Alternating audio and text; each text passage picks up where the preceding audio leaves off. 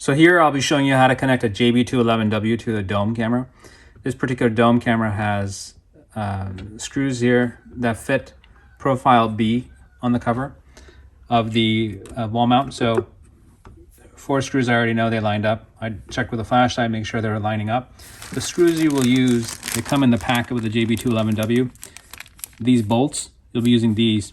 Please do not use a drill when you're attaching a camera to any surface. You want to use the Allen key that comes inside this bag, or a screwdriver that has an appropriate type of Allen key to use with the screws that come here.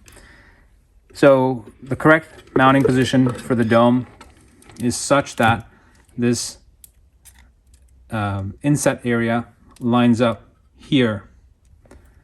This little cable, if you wanted to, you could put it around that hook and then put the camera down and connect it.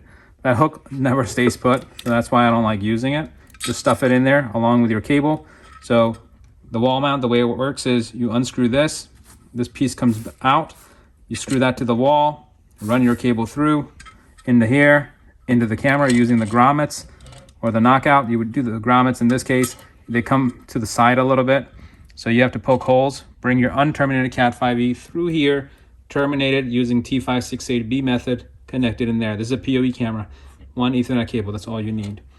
Then you bring the camera down, screw it in using those bolts I showed you, and put this wall mount back on the wall with the back bracket here screwed on. Put the dome cover back on, line it up, screw it in. Again, do not use a drill. I happen to have a screwdriver that has an Allen key that fits. Make sure you tighten this down, that you don't have water seeping through the side seams in the camera. This is why we tell customers that dome cameras have to be mounted on an eaves so that water doesn't leak into the side. And don't over tighten this gasket. There's a rubber gasket along the edge of the camera. We want that to not get damaged, but just be hand tightened enough to keep water out. Please don't pressure wash this camera, it's not good for it. This is impact resistant only to a certain amount. If you hit it with a bat, it may crack. It takes a long time to get a replacement, so please make sure that doesn't happen. So once you have your camera, it'll look something like this, together and mounted on the wall or your post. If you're using a pole mount, this section will get mounted to your pole. Okay. So the screws you get or bolts you get, this little pink packet comes inside the camera box. You've got these smaller bolts.